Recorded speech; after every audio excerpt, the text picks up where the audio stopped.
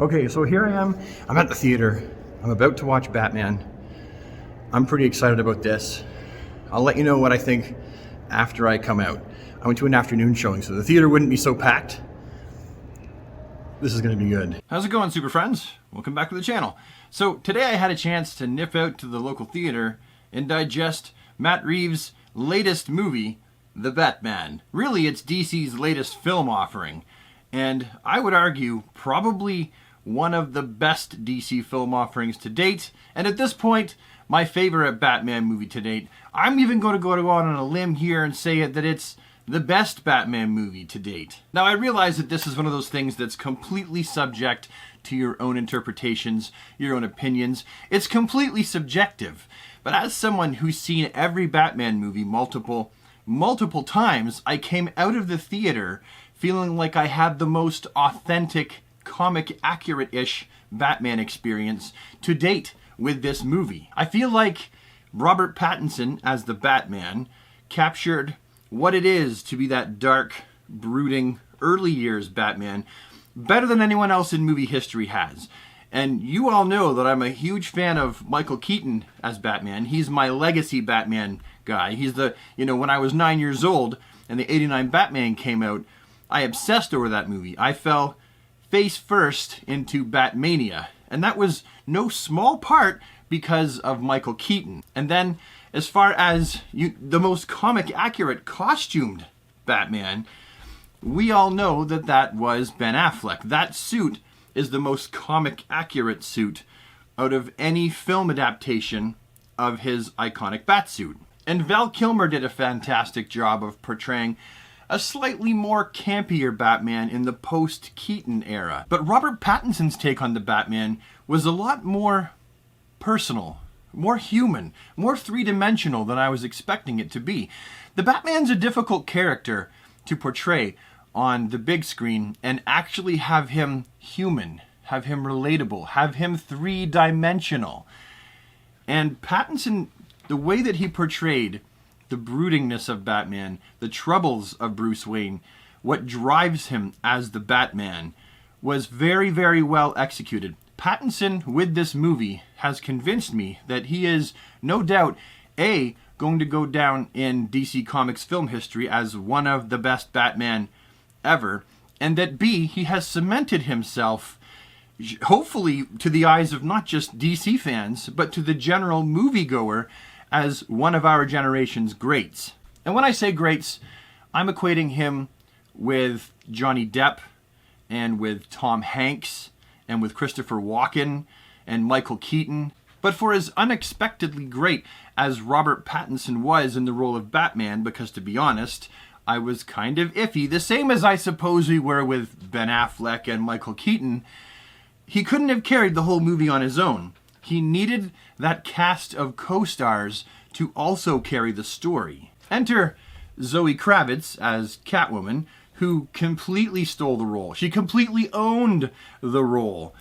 She played the cat burglar to perfection. The way that she delivered her lines, the way that she held herself, the way that she gazed at Bruce, wondering who that brooding man was behind the mask, the way that she dealt with the trauma in the movie that she had undergone before she met the Batman, she just did a perfect job. Y'all remember how I felt about Colin Farrell portraying the Penguin. At first I was like, how is Colin Farrell going to portray the Penguin? He's one of Hollywood's most dashing leading men. He's literally one of the most handsome men in Hollywood. How is he going to portray the short, fat, pompous Penguin? Well, he did and he didn't portray the Penguin the way that I was thinking. There was no none at all. There was no top hat. There was no umbrella. They threw hints of the Penguin's colors in there, some purple. He's holding an umbrella during a scene in the movie, just one scene, so an umbrella is not really a thing, and there's no penguins around him, and he's not short. And the Penguin is supposed to be a fairly short, round, bulbous, stocky character. They did a great job in comparing him with the Batman and Commissioner Gordon, especially in this one scene that you kind of go, yeah, this seems like a guy who would be really like the real world Penguin. Kind of slimy, kind of untouchable, sort of got his little fingers in a little bit of everything, clearly trying to climb the ropes of the underworld, setting up for another movie, which he will most definitely be a part of. But the makeup that they slathered on Colin Farrell's face, if nobody told me that that was Colin Farrell under there, I never would have believed you. You can only see it in the eyes. That's it. And the makeup looks very convincing. It's a very real looking makeup job. If they don't win an award for costuming and makeup for this movie, I'm a riot in the streets. And then we come to Commissioner Gordon. And there's two really remarkable things about Commissioner Gordon. One, you can really see his goodness in this movie. You can see that he is truly one of the good guys. Surrounded by a corrupt Gotham police force, he is someone who is on the side of right. And there is no question about it. And this movie does a really fantastic job of doing something that no other Batman film really has done. And that's that it examines the relationship, the friendship, the working partnership between Batman and Gordon. He's not commissioner yet. He's just James Gordon. I think he's a detective at this point. And it's fun because this is the beginning of Batman's career. He's only a few years into it. And so the cops are still unsure of him. He's the Gotham vigilante. And he's at this point in the movie where he is about to become a little bit more than a Gotham urban legend. Something that the villains are afraid of when they see the bat signal in the sky and they're looking in every alleyway and every shadow, wondering if the Batman's going to come out because Batman harnessing fear is doing its work. They're afraid he could be in any shadow at any time, ready to strike and knock out their teeth and break their collarbones. Broken collarbone! Broken collarbone! Fucking pussy! And Jeffrey Wright is one of my favorite actors of all time. Any character he plays, he just nails it. The first time I saw Jeffrey Wright was in a movie called Basquiat, where he portrayed my favorite painter of all time, Jean-Michel Basquiat. And he portrayed the character of Jean-Michel. It's like he channeled the deceased Jean-Michel through his acting.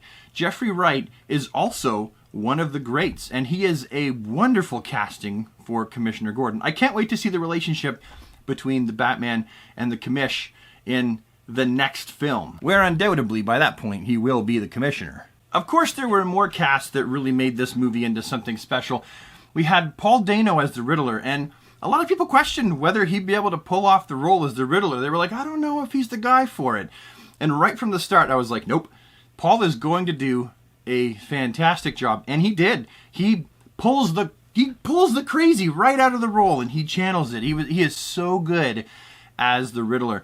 To me, he seems more like a Riddler kind of from the Arkham universe, the way that he behaves.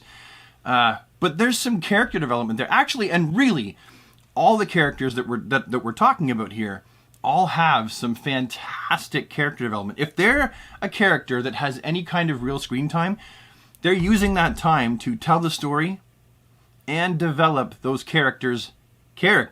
Like Bruce Wayne, Selina Kyle, Jim Gordon, the Riddler, they're all characters that are fully fleshed out by the end of the movie. We know who they are, we know their motivations, we know what they're like, and we know what they stand for. Plus, it was kind of nice in the movie to find out some answers to a few questions I had during my review of the McFarlane Toys Riddler figure, like that big chisel thing he's holding. When I reviewed the figure, I was like, and he also comes with this thing, a big chisel. Turns out that that's actually a carpet, hold on, I wrote notes. Bolster. It's a carpet bolster. It's made for tucking the carpet under the tuck. That's what it's for. I mean, it's also a vicious murder weapon in the movie. I mean, make no mistake about that. And trust me, you would not want to be on the receiving end of a gigantic skull-cracking sized chisel. No. Let's just have a look and see what's going on the inside. I cracked his head like an egg. The other thing is, I didn't know what he was wearing on his face in the review. It turns out it's an extreme cold winter military mask. It's actually a thing. He didn't just craft it at home with some green fabric and a sewing needle. I had no idea that that was a thing. And now I can die a happy man because I have those 2 of life's greatest riddles answered. That's not true. I can't die a happy man until the Mayfex Dark Knight Returns Superman's released and I get a chance to review it.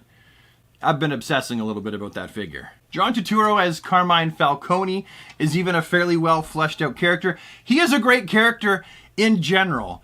I really like his work. He was great in Transformers. If I'm going to be completely honest, he was my favorite part of Transformers. Also, if you get a chance to watch one of my favorite movies that he's in, it's called Brain Donors. You need to watch Brain Donors. If you do nothing else in life, watch Brain Donors. It's a ridiculous, silly comedy from way back in his early acting career. Well, that's not entirely true. It was like 1992, and he's been acting since like the early 80s. But you catch my drift. It's one of his oldies, and it's definitely one of his goodies. And finally, Andy Serkis playing Alfred was a great choice. He's not the Alfred that you would be expecting. He's not like the comic book Alfred, not really. He's not like any iteration that you would have seen on any other television show or movie. He really does kind of do it his own way, but the heart is there. The things that make Alfred Alfred are all there and intact. And Andy Serkis is also one of the greats. Those of you who have been alive for at least 30 years, so you have a memory of when Lord of the Rings came out, will remember that he plays Gollum. So you put all that together, all this talent, and then you come up with a story that is dark and gritty and largely not only an action story, but a detective story, which is something that we have never seen in the history of Batman movies. A true noir detective story. And it is bold of them to keep the movie so dark for so long. There are a few points where the movie lightens up here and there for a couple minutes, but in general, the movie is a very dark movie all the way through. Whether they're in Wayne Manor, the Batcave, they're in a nightclub, they're in the street, they're driving around, it's the Batmobile, anywhere they are, the police station, everywhere is dark. And it is beautiful. It is beautiful. This is the way a Batman movie should be. Dark and gritty. Gotham is the most Gothamiest, grungiest it's ever been. And in my opinion, as much as the Tim Burton version of Gotham was the most stylistic version that has existed on film, especially with the second one, there was something about the second Tim Burton Batman movie, the version of Gotham, that was just, it looked very Tim Burton-esque, even more than the first one. The Christian Bale Batman movies didn't really do it for me as far as depicting Gotham in all of its like gritty, wet, dark miserableness. It just looked like a major city. This is a Gotham that is wet and rainy and dark and miserable and dangerous and controlled by bad people with selfish bad interests. This is the most comic accurate Gotham I think we've ever gotten in a Batman movie. But I don't want to wreck too much more of it for you. I just want to finish off this review by saying that if you've been on the fence about checking out Matt Reeves The Batman, maybe you're questioning Robert Pattinson's ability to play the Batman in that definitely original take on the Batsuit, I'm telling you not to worry. Go and check this movie out. You'll find a Batman who fully embraces the no-kill rule, who's a fantastic detective, who fights like he means it. He is not afraid of punching people as hard as he friggin' can. Just don't kill him. This is a Batman who has gadgets that make sense. We see more of his gadgets in this movie in a way that make a lot of sense than we do in a lot of different movies. This is a Batman who is three-dimensional, and okay. If I could sum this all up in one sentence, I would say, having finished watching the movie, I can't think of one thing that I really didn't like about it. So that's a good statement, right? And if I could use one more positive statement, I could say that this, to me, is the best Batman film ever created. It is the most well-rounded. It shows all the aspects of what it is to be Batman, and it does a great job in creating the world. And I'm excited to see what Matt Reeves has in store for the next Batman movie, because we do get some hints in this film of what is to come. And if this movie is any indication, Matt Reeves has a whole roller coaster ride set for us. Buckle up, boys and girls, because it's about to get real. I think we're going to be witnessing the next big DC franchise take off. Anyway, that's all from me. Thank you so much for tuning in and watching. As always, it does mean a lot to me. And I will see you with the next one. Have a DC day, everybody.